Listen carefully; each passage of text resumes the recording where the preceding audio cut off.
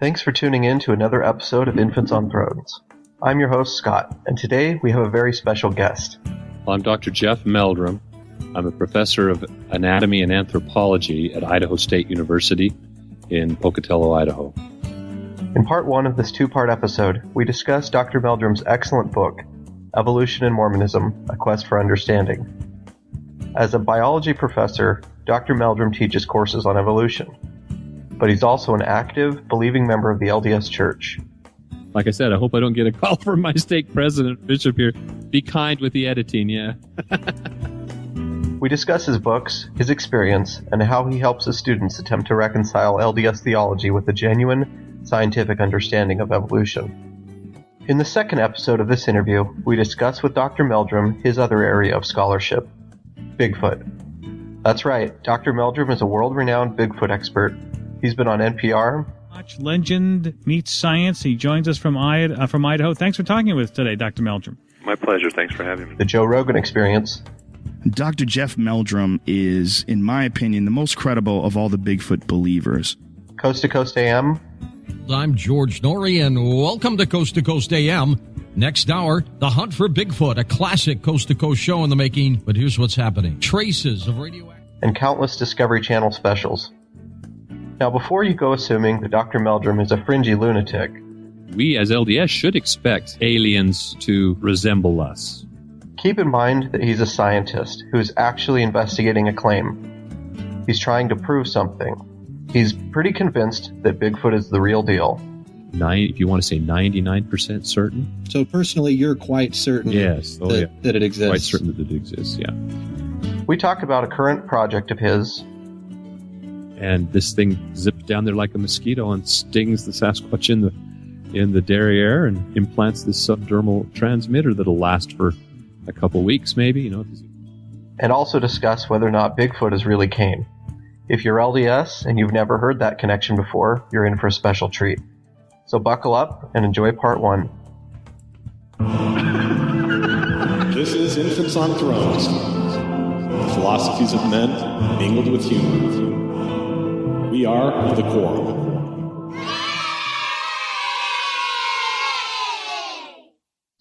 Today, I mostly want to talk about your book, Evolution and Mormonism: A Quest for Understanding. But right. You're probably better well known, at least on the Discovery Channel, for your studies and your scholarship and your interest in Bigfoot. Is that fair to say? That would be fair to say, yes.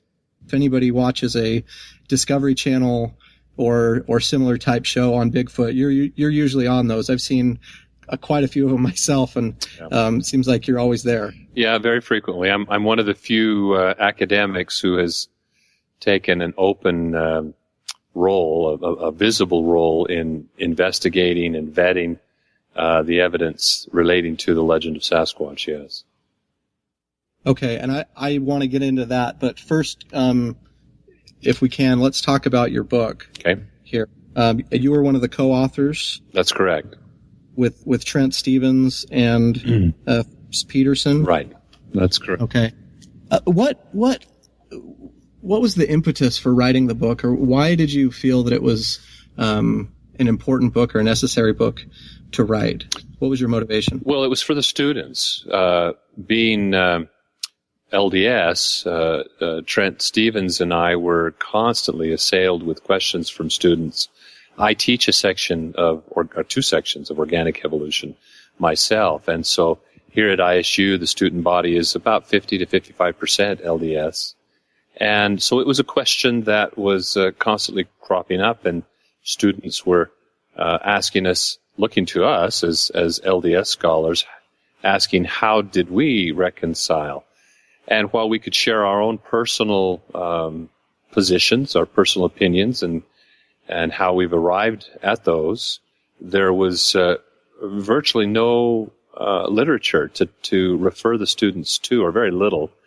The last publication by an LDS scholar was by Frank Salisbury from Rick's, and entitled The Creation. And that was in 1975. And quite honestly, there were portions of that were rather misleading and inaccurate summaries, particularly of the paleoanthropological data. But obviously he was working with what he had at the time. When you consider what has transpired in the last quarter century, virtually I'd estimate 80% of the hominid fossil record has been discovered. We have the capacity to sequence entire genomes, and the means to analyze those phylogenetically. The quote missing data of evolution, the evolutionary developmental data, or evo-devo as it's called, has finally come to the fore, and we understand much more about how genomes translate into phenotypes and how body plans are established in major taxonomic groups. So there was so much information that was missing from any of the books that had been written previously by LDS authors, let alone scholars who had training in the biological or natural sciences, that we felt it was important to address that and to also gauge and convey any change in position or stance by the general authorities as far as the official position of the church vis-a-vis human origins, human biological origins, and the action of evolution in prehistory. Sure. So you have students then who are coming to the university, they're taking your courses, they've been raised LDS, and they're coming in, probably a lot of them, with a pretty traditional view on the church's truth position regarding evolution. Is that fair to say? Well, in a way, and this is where it kind of gets sticky, is they often come into the university with very scant training in their high school biology courses in evolution, and often having received a lot of disinformation from their well-intentioned but probably poorly informed seminary teachers in this regard. And so there are notions which are assumed to be doctrinal that are perpetuated and even sometimes slip in through the curriculum committee, the church curriculum committee, into our curricular materials. I have to sit on my hands every 4 years when the Old Testament is discussed, and we launch into Genesis, and I've learned to only open my mouth if a extremely egregious remark is made, either from the members of the ward or more significantly from the gospel doctrine teacher. And I can imagine your frustration with that. I was when I was struggling with this, one of the things that I looked to was the CES manual on the Old Testament, which I'm sure you're familiar with. There's about a 7-page section in there, and I actually checked this morning. It's 2013, and there's still, like 7 or 8 pages in there just railing on how Darwinian evolution didn't happen, and it's all this basically non-scientific explanation for why this macroevolution basically didn't happen. One of the things that one of the times I did interject a query first and then a comment was when the gospel doctrine teacher launched into an exposition on the pillars of faith. Paradisaical creation, fall, and the atonement. And I interrupted him and I raised my hand. I said, "Are you reading from the manual or are you shooting from the hip here?" And he held the manual up and turned it around. There was the diagram with the 3 pillars of faith. And so I pointed out, I said, "Well, I'm sorry, but that's not doctrinal. The notion of the earth having been created in a paradisaical state, with immortality prevailing, with no death before the fall of Adam, is not a doctrinal statement, in spite of the fact that many people, including many general authorities, will possibly tell you that it is, based on their experience and their understanding and background." That's one point we go to great lengths to elaborate upon, and we sought clarification in our appeal to authorities, beginning with our respective bishops. We worked our way right up through the stake presidency and then the area president, and then received a response from the church office building, and basically it was a mimeographed or a Xeroxed paragraph from the Encyclopedia of Mormonism, of all places. And it was a very circumspect statement that was, left a lot open to interpretation. So the point was there is no official position vis-a-vis the modus operandi of the preparation of the physical body as a tabernacle for the spirit children of Heavenly Father. Yeah, and maybe before we go any further, I just want to make sure, for our listeners' sake, that we're clear about what we're talking about here. It's been surprising for me how many people I've run into who, although they understand the idea of evolution in a general sense, they probably don't grasp exactly what that means in a precise sense. People will confuse it with abiogenesis. They'll confuse it with cosmology. Right. They think evolution is the Big Bang, or they think that speciation just happens all of a sudden. So just to clarify what we're talking about, we're not talking about the origin of life. We're not talking about, you're talking about the fall of Adam and death before the fall, which is obviously necessary for the evolutionary process. Exactly.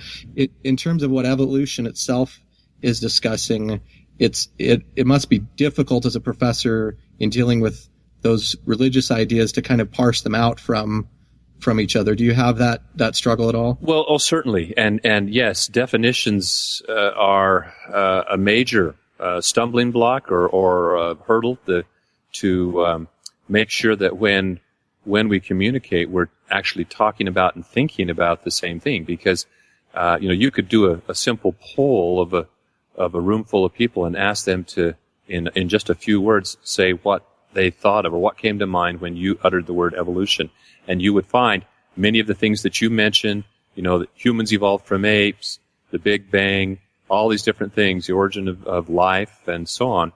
And when we're talking about at least Darwinian evolution, it can be boiled down into a very succinct definition that there are more offspring produced than are necessary to replace the parentage. Amongst those offspring, there is variation that is introduced naturally through mutation and recombination, and that there's a struggle for existence, that there's a limited resources. So all of that superfluous population isn't going to survive, and those that have varied traits that lend some advantage will be more likely to survive, to pass on those heritable traits to the next generation. And that repeated generation after generation leads inexorably to the accumulation of differences with the restriction of gene flow, and the process of speciation goes on. But the key there is differential survival. So if nothing's dying, there can be no evolution. And so if the notion, it boils down to this one simple proposition, if the notion that there was no death on this planet until Adam partook of the tree of the knowledge of good and evil, then we can just, as Latter-day Saints, we would be obliged to throw out Darwinism, to throw out the notion of evolution through time. And so that is an important point. And that's why for me, it's very critical that the membership understand, at least those who are concerned. Your banker, your real estate agent probably couldn't care less unless he has a personal interest in this. And people are sometimes curious why I'm so concerned about it. And I say, well, this is my career. This is what I do for a living. This is what I teach in the classroom. This is what I see around me in nature. So it's a real issue for me. And as a Latter-day Saint, it does in part pivot on that precept. I would be forced to make a decision if the first presidency came out tomorrow and said, "Thus saith the Lord, there was no death before the fall of Adam. Adam introduced mortality into the world. The earth fell from its paradisaical state, and we now find it in this terrestrial condition." That would put me at odds with the scientific data versus a doctrinal declaration. Sure. So for you, I guess that's a pretty common understanding for most members, I think, in terms of how they think about the fall and what were the effects of the fall. If somebody put that out there in a Sunday school lesson, it brought death into the world would probably be written up on the chalkboard shortly thereafter. So I guess if you could explain a little bit how you get there doctrinally from the traditional LDS view that there is, and I'm going to say traditional based on the people's understanding in a general sense, at least in terms of how I've experienced it in the last 30 or so years. Sure. How do you go from the verses, and I know this is in your book, but explain, if you could, how you get there from the doctrine of how people understand it, what's in the scriptures, and all of that, to parsing that out or getting to the point where that's doctrinally feasible. Well, right. I mean, and unless a person is willing to acknowledge that notion of the fall introducing death into the world for all creatures, unless they're willing to abandon that or to recognize that that's not doctrinal, that is the biggest stumbling block. A lot of times, and I, myself went through this process, but Second Nephi is one that comes to mind, that had Adam and Eve not partaken of the fruit, then they would have remained in the state in which they were created, and the question then becomes, what state were they in? And what state were all things created? I mean, what would they have remained as? If you assume that they were created in an immortal state, then that's a problem. But if you assume that they were created in mortality, then you could simply, for me, it's easy to look at that passage, and it simply means that the plan of God would have been thwarted. Adam and Eve would have remained in a state of innocence, living in the Garden of Eden, having access to the tree of life. Therefore, and as we're told, the tree of life bestows immortality. That's what bestows immortality. If they were created immortal, what would have been the purpose of the tree of life? Now, this is kind of, for me, it's almost like asking questions, how many angels can dance on the head of a pin? If you are caught up in a literal reading of these passages, rather than the sentiment that's conveyed in the temple, which is Adam and Eve simply are representatives of all of us. When those two people go up to the altar, role-playing the characters of Adam and Eve, they represent all of us as if at the altar. In other words, for me, that whole story is setting up a drama that conveys my relationship to Jehovah, my making covenants with Jehovah. It doesn't really matter what Adam and Eve did. What matters is what I do.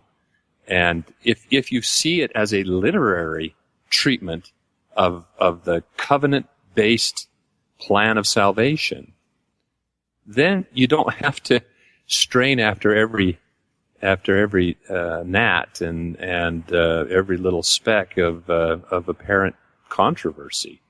But on the other hand, I mean, because we obviously in our book we actually kind of go in both directions. Dr. Stevens took a more literal interpretation of Genesis than I typically personally embrace, and so he went through and made efforts to show how much depends on your reading and interpretation of those passages.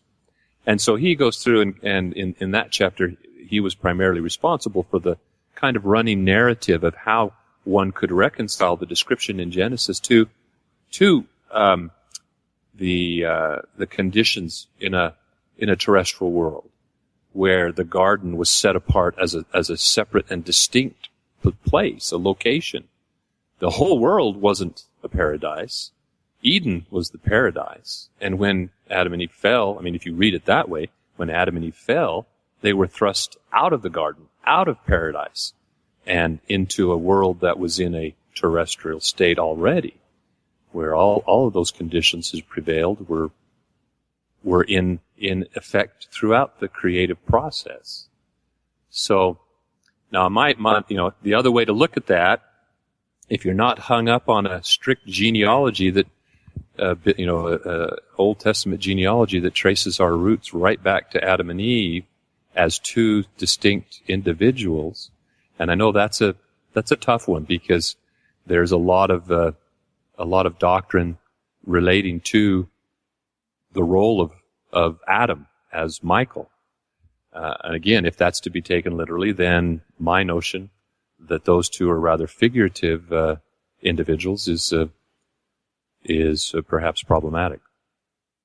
I think one of the most attractive elements, or one of the most interesting parts about evolution to me, is just the awe and the wonder and the enormity of the process. Yeah. So for me, if there's anything, and I think it's two-sided, but there's something beautiful about thinking that these traits are being passed on. Well, sure. And then become something more than just a random change. If they were a random or chaotic change in the first place, 1,000 generations or 10,000 generations later, they're now becoming something useful and something beneficial to the species. But then there's, go ahead. Well, I was just going to say, and that kind of touches on a common misconception. This notion that God wouldn't use a random process. Well, mutation is random, but natural selection is not. Natural selection is very purposeful in the sense that it eliminates maladapted individuals and promotes the existence of adapted individuals within a species. And so you're right. I mean, your remarks immediately reminded me of Darwin's words, where he said there is grandeur in this view of life. I mean, he was very awestruck by the notion that here was a mechanism that could start from this very simple life form, and from it unfold or evolve all these magnificent variety and diversity of life that we have on our planet. Do you see anything on the other side of that equation in terms of if death is required, and death is a big part of it here, and you could call them probably mistakes, isn't a very scientific word, but these kind of adaptations that are not favorable for a species, statistically there are going to be many more of those kinds of adaptations or mutations than there are ones that would be beneficial to a species. Is my understanding correct? Sure, I think you're right. Yeah. So okay. Yeah, so I think a lot of, at least in terms of discussions that I've had, people have pushed back on the idea of evolution as being a godly process because they'll see it as more destructive.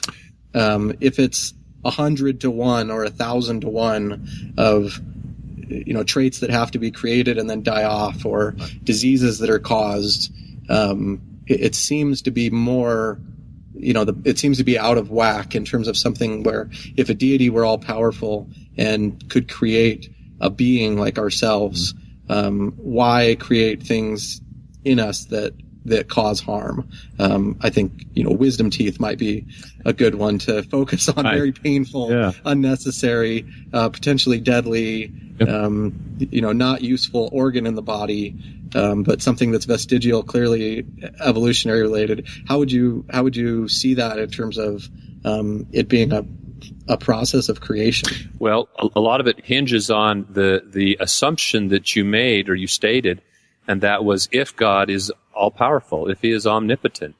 There's a lot of, we talk a lot of times about law and about God operating within natural laws. Now, is God the author of those laws, or is he constrained by eternal laws, be they as simple as the forces that hold atoms together? Must he work within the bounds of certain fundamental principles that govern the very nature of our universe, or the multiverses, which is another fun area of speculation and theoretical physics and cosmology. And some people, again, the hackles are raised if you question that omnipotence, omniscience, and omnipresence. Well, where did that trilogy come from? That came from other denominations wrestled to try to define what God is. Our perception of God as a resurrected immortal being is very different. One who has gone through a process, an evolutionary process, if you will. And John Woodsoe even compared the plan of exaltation to evolution, in which those individuals who proved worthy were the only who were afforded the privilege of passing on those traits, inherit or acquired, to their offspring, their spirit children, as our father and mother have done to us.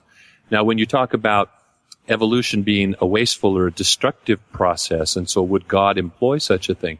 Well, God is part of a process that saw a third of his children damned, halted in their progression, banished from his presence. If you want to compare evolution or describe evolution in those terms, we could turn it right around and talk about the plan of salvation. That it's not the most efficient, the most optimal, perhaps. Satan, that was the difference. Satan's plan was to optimize. I'll bring you all back. You'll just have to be completely indebted to me, and I'll exert my influence over you. But that possibility didn't even exist. If that scenario is accurately portrayed, it's always been mystifying to me how audacious Satan must have been to think that he could derail the system, that he could do an end run about a system that apparently stretched back into the eternities. There never was a time when there wasn't a father and a son, Joseph tells us. And so, for some reason, Satan felt that he could short circuit that plan. But it seems that there wasn't even that possibility. It really wasn't a choice. It was just the ultimatum was carried out, and Satan was banished along with all those who were seduced by his very persuasiveness. But, a third of our brothers and sisters were lost in the process. And if we look at the few numbers that are suggested to us, will actually make it to the highest degree of the celestial kingdom and have the privilege of being husband and wife and procreate to have eternal lives, throughout eternity, that's a small fraction. That's a small fraction of the offspring of deity. So I think the comparison's very apropos there. So we've looked at, or we've discussed probably the biggest premise that you would need, which is the Adam, no death before the fall portion of it. Let's look at the other end of the spectrum, which is that within Mormonism, there's this idea that that we were created in God's image, right. And that God has a physical body, right. Flesh and bones, and perhaps doesn't go so far to say that, he has the exact same physiological characteristics as of us, but I think that's generally the understanding, right? Or the depiction. So there are questions of, if we are evolving, if humans have been on this constant path of evolution for the last several billion years since life began, right. How does it work that we are becoming more like our creator, who happens to be a bipedal, right. Hominid, right. With 10 fingers and 10 toes, and is the same height and has hair in the same places? You're an expert on morphology and bipedalism, right. So maybe you can explain your view on how that would be.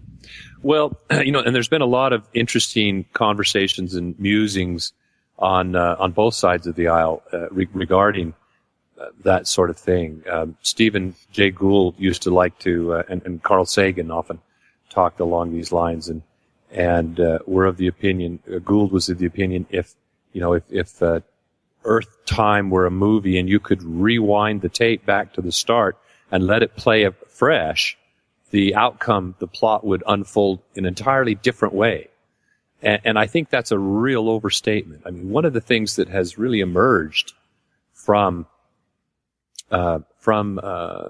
more recent evolutionary thought, and including some of this Evo Devo, for example, is that there are tremendous constraints on the potential outcomes. Richard Dawkins, in one of his seminars, talked about the fact that, leaning a little bit towards Gould's position, but he said, if we were to discover life on another planet that had evolved independently, he said, I would predict that there would be carnivores, and there would be herbivores. There would probably be plants and animals of these types. There would be parasites. He said, but the appearance of individual types of animals would probably vary from what we see here on the planet today. Now, there's so many remarkable examples, though, of the convergence, even more than Dawkins, I think, allows. A classic example that we use in the classroom in evolution is to show the placental mammals arrayed with their ecological vicars amongst the marsupial mammals in the southern hemisphere, particularly Australia. And these two lineages were separated long ago, and their evolution proceeded independently. But yet we see placental wolves and marsupial wolves, placental cats, and an interesting, almost looking like a placental cat. We see animals that dig in the ground, animals that fly, animals that hop, and so on down the line. And their body forms are remarkably similar. And if you asked someone who didn't know better, which of these, pair these up, which are most closely related to one another, they would never guess that all of the marsupials are more closely related to one another than any one is to any placental mammal, and vice versa. So I think that, the notion that the outcome is completely unforeseeable, unpredictable, is an overstatement, is a stretch. I think that statistically, as you pointed out, there are going to be rough, predictable outcomes. There are going to be certain guilds of animals, and the process, and I'm not excluding the occasional perturbation by a creator. If you can manipulate a physical environment and thereby exert distinctive selection pressures, perhaps at a pivotal time in the evolutionary history of a lineage. But I think the outcome of upright bipedal primates was essentially inevitable. Now, some may take that as a bit of a stretch, but I think that once that process is set in motion, it would take very little in the way of manipulation or of tweaking of the stage in order to come up with a cast of characters that are very similar to what we find today on this planet. And that was the point, is, that process led to a point of preparing a tabernacle that was suitable for to house the spirit children of deity. It's interesting. So, one little point. If you want to dote on the details, the possible implications of the details, Adam wasn't created in the Garden of Eden.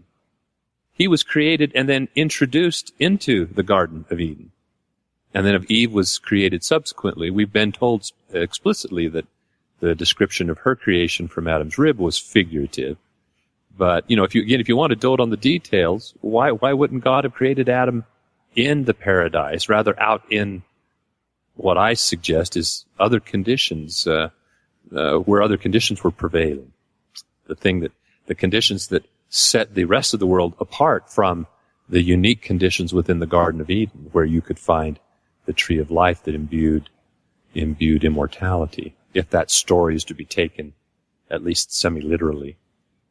So in your view then, I'm just trying to extrapolate your point then. What you're saying is the conditions that have led to our body, right, they would essentially be, apart from maybe an environmental difference like an abundance of oxygen or something like that previously prevailed on the planet and led to these megafauna and that sort of thing. But But otherwise, if we were to find life on another planet, you might expect there to be a bipedal, upright walking hominid that looks relatively similar to us. Is that what you're saying? Well, yes. If we're to believe the scriptures that suggest that Christ's atonement was infinite and that on all these other worlds they have become begotten sons and daughters unto him, then unless they're, and if they were, quote, created in his image, then yes, we as LDS should expect aliens to resemble us, at least in the broadest brushstrokes. I mean, I think we could allow for the types of anatomical variation we see amongst various racial populations and subpopulations on the planet today. And those are kind of extreme in some instances. So sure, I think, and so if we can reconcile an evolutionary process to produce a body that resembles our concept of an anthropomorphic God today here on this planet, we should, as LDS, be quite comfortable or expect that same process to have been repeated on worlds without number. And maybe you could explain your take on the flood. A local event that impacted Noah and his immediate family, and so the idea of a global flood that killed every living thing, but I can't. What was on the boat? Yeah, I can't see that justified. I mean, it's based on what we understand about the distribution of species and biogeography and evolutionary history and so forth. There's just absolutely no way to accommodate a global flood that annihilated. And when you start to push that, it becomes absurd. I mean, it really literally becomes absurd. So you either have to appeal to some fantastical supernatural process, like God placed all these animals in a coma, or you have to allow for a tremendous amount of evolution from the representative pairs of species, that disembarked from the ark after the fact. I mean, it's just, the notion of a global flood is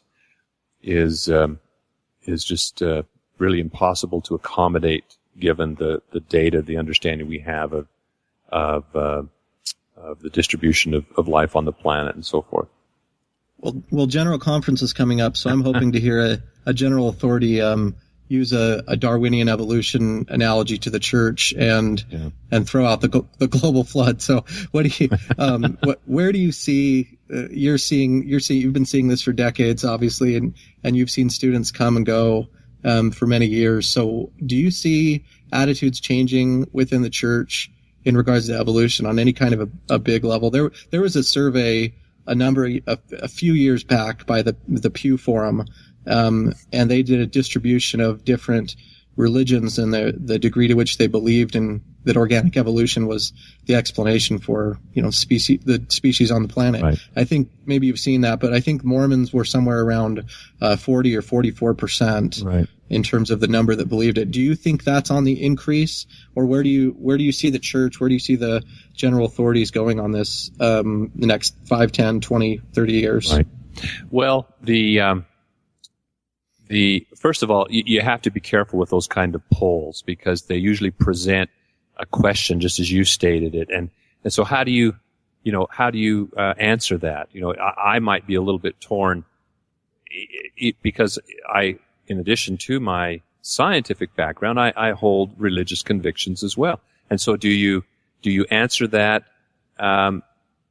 conveying your religious conviction that there is a deity at the helm, there's a deity that sees over this process or whatever, or do you risk being labeled amongst the, atheists or agnostics by stating that evolution is the process by which species came into existence? See, the problem is that they don't make a distinction. They don't have the philosophical sophistry to make the distinction between an approximate cause and the final cause in the explanations. And so, in preparing a question like that, but that having been said, it's really hard to gauge, because just when I think that there is some glimmer that there is a more progressive attitude, or a more realistic attitude vis-a-vis the data of evolution, the fact of evolution, quite frankly, that things are evolving. There's no getting around that unless you want to stick your head in a hole. And then there's suddenly this precipitous backsliding when one of the brethren will make a ridiculous comment in general conference.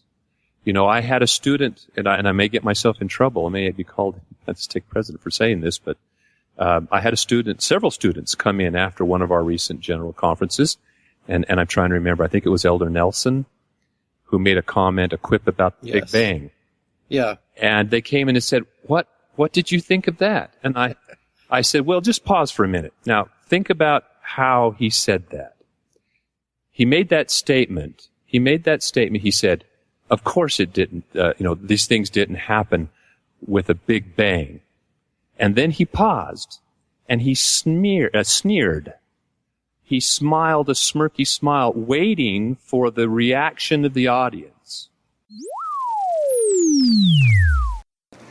Yet, some people erroneously think that these marvelous physical attributes happened by chance or resulted from a big bang somewhere.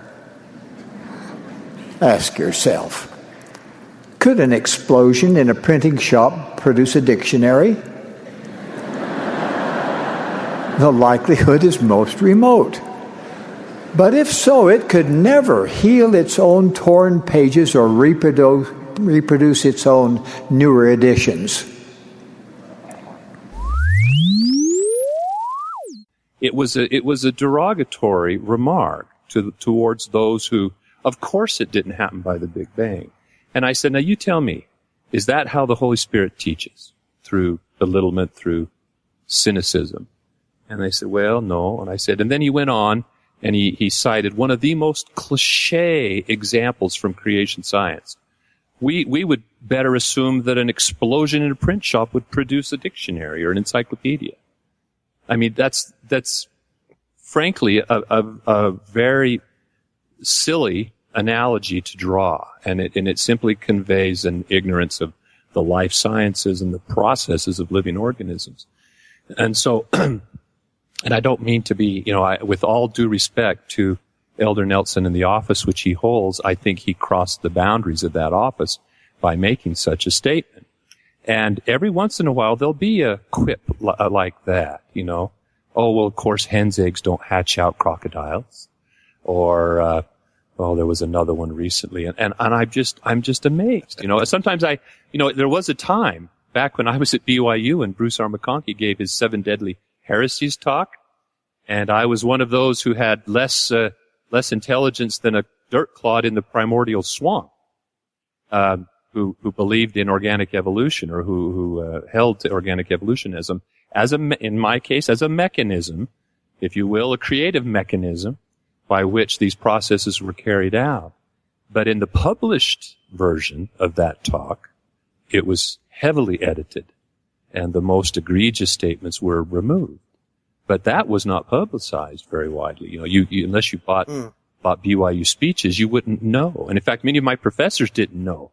I had a professor who was rather antagonistic towards evolution. He passed out a mimeographed transcript of the oral talk given by Bruce R. McConkie. So I, the next day, brought in a photocopy of the published version of the talk with all of the changes highlighted. And he was really taken aback. He had no idea. So every time the conference report comes out after such a questionable comment, I quickly flip the pages open to see if they've edited it, and lately they haven't been. Yeah, I think Elder Packer's talk from a few years ago, there was a part they took out about homosexuality not being really innate, basically. Yeah. They changed the word from it being a tendency to it being a temptation. Yeah. So being something internal versus something external. Right. But that's another interesting. Though. Yeah, there's another topic that has some interesting biological underpinnings as well. But So in terms of progress or what you see, where you see the church going, I mean, it seems to me like they're in a really tough spot because there is this inexorable march in society towards evolution being more and more accepted. Mm-hmm. I see that I think I see that among friends and people who are, in their 20s, 30s. There's a big generational difference. But at the same time, the church curriculum and kind of the common notions in the church seem to be fairly fixed. So I wonder how, because I think you're exactly right. I think the only way to reconcile it is through the way that you're saying, and unless the church embraces some of those ideas, it's just going to be just pushed against a wall when it comes to those ideas. So I wonder how that's going to shake out in the next, 10, 20 years. Well, yeah, and it's been interesting. I mean, I've seen individuals who have struggled with this and who, upon learning of the lack of unanimity amongst the brethren on the subject, and upon learning of the process by which doctrinal positions seem to be arrived at, begin to question other doctrinal positions. And that's, that's a slippery slope, obviously, and that's one that the brethren are vigorously attempting to prevent the membership from approaching. And I don't know to what extent, I really don't know to what extent there is a conscious effort, at least in the case of evolution, to continue to promote the positions that were somewhat unofficially canonized by the likes of Joseph Fielding Smith, Bruce R. McConkie, Marky Peterson, and Joseph Fielding McConkie in his recent book Answers. I don't know how much that's the case versus just really a lack of appreciation of the fundamentals, tenets of the apparent controversy. Since we mentioned Bruce R. McConkie, Elder McConkie published or delivered a symposium,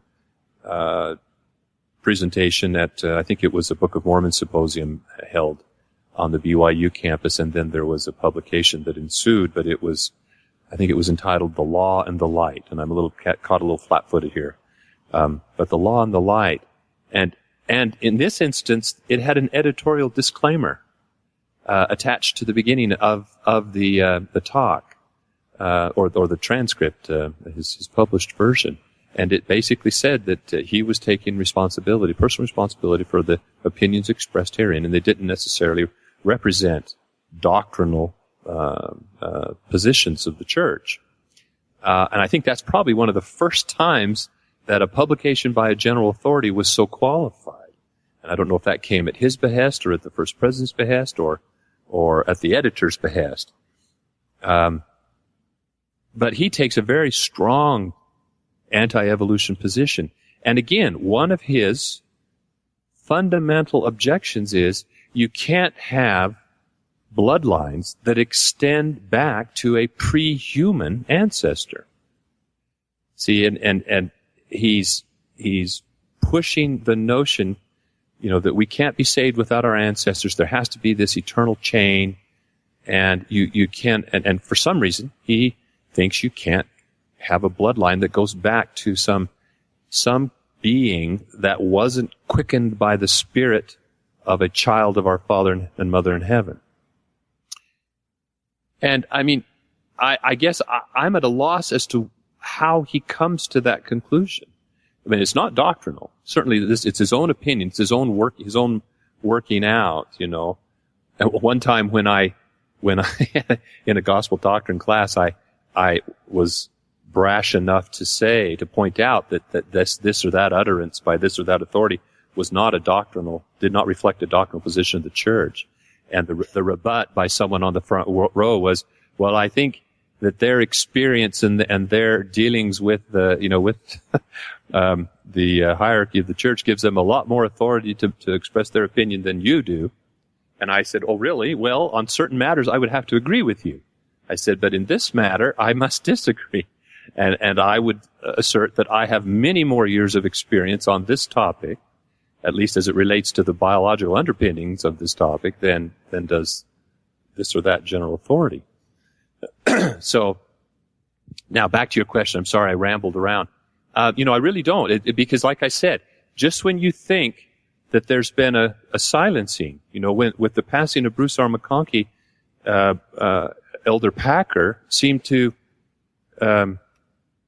be much less outspoken on the subject, much less frequently speaking out. And but then all of a sudden, he makes a statement like that in the Law and the Light, and then every once in a while there'll be a quip from the pulpit of the general authority. And if we're, as we're told, presumably those, well, we're told to rely on the utterances of the prophets as if they were the Savior speaking.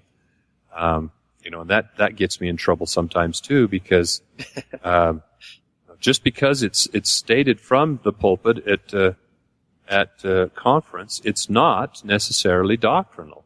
And here's a case in point. As a young, maybe naive graduate student, when Bruce R. McConkie gave his rather stinging remarks about evolution, and he made the quip about hen's eggs and crocodiles. And for those who aren't familiar, he related an experience when their family was incubating hen's eggs, and one of the small children was peering at these eggs, anxious to see what would hatch out. And he saw this as a learning moment, and so he queried, what will come out of these crocodiles? And the little girl chuckled and says, "Oh no, Daddy, it'll be hens." And he said, even a toddler knows that likes beget like. Going back to that creationist notion that there has been no change since things were created with the indelible stamp of the Creator in the Garden of Eden. Well, and I think a big part of that too is just the time frame. Looking at it on a basically geological time frame of hundreds of thousands or millions of years. Right. This kind of change is much, much easier to accept. Sure. If you're someone who looks at it on a time frame of the last 6,000 years, or even a lifetime, if your experience, Sure. in writing Genesis is based on a lifetime of observation, of course goats beget goats and chickens beget chickens. But you're absolutely right. If you are able to transpose to a time scale of millions or billions of years, then the change over time. And I emphasize this to my students. There are two aspects of the system. We had to have a system that could transmit genetic information from one generation to the next with some fidelity, because if it works for us, it'll work for them if conditions remain stable. If the old adage, if it works, don't fix it. If it ain't broke, don't fix it. I guess that's it. But on the other hand, we all know that the environment never stays completely the same, that there are always changes. There's succession in the plants and the habitat, and environmental changes, climatic changes, And so in the face of that inexorable change, there had to be enough wobble in the system. And that's why we see that not all offspring of a single individual look identical to one another, but there's variation. I mean, why else would there be variation? You could ask that as just a rhetorical thought question to someone who holds on to a literal interpretation of likes beget like. If likes beget like, how come they don't all look like one another? Sure. So anyway, but so I really quickly finish this thought. So as a rather idealistic graduate student, I sent a letter to Elder Packer, and I explained my position, and I challenged him on this point. And I said, how can you betray the trust of a teacher by getting up and saying things that aren't based in doctrine? I says, are you aware of some revelation that has not been shared with the membership? Whether it's personal or otherwise. But if it's personal, are you in a position to expound on that from the pulpit without the express permission of the First Presidency? And I didn't expect to get a response. And about a month or so later, I did get a response. It was very abbreviated. And apparently, he had been inundated with similar letters. And he said he'd held on to my letter at some time, intending to answer me in greater depth. But then he got a mimeograph copy of one of his other responses that was being distributed. And he said, since it was obvious we couldn't have a private, personal conversation about this, he said, I'm not going to say any more at this time. Well, if he was concerned about a private, personal conversation, I think he would have stopped short of saying that at the pulpit in front of the entire membership of the church. But it was within a few months that the Law and the Light talk was delivered and then subsequently published. And those were the thoughts he was collecting and was intending to answer in more fully. And so I suppose he didn't want that distributed. Not that I would distribute it necessarily, but he didn't want that distributed openly until he had a chance to finish preparing his presentation, his talk, and have that published. But the point is, he acknowledged, and he said in his letter, he said, I felt that since there was so much sophisticated information being delivered in very, what's the word I'm after? In well-produced documentaries about evolution, stating as if it was a fact, he thought he was within his rights to express his opinion on the matter, to offer an alternate opinion. So the point is, he acknowledged to me that he was not teaching doctrine. He was expressing his opinion. And granted, his opinion is valued and certainly carries significant weight, but nevertheless, it was his opinion. Well, that's it for part 1 with Dr. Meldrum. Stay tuned next week for part 2.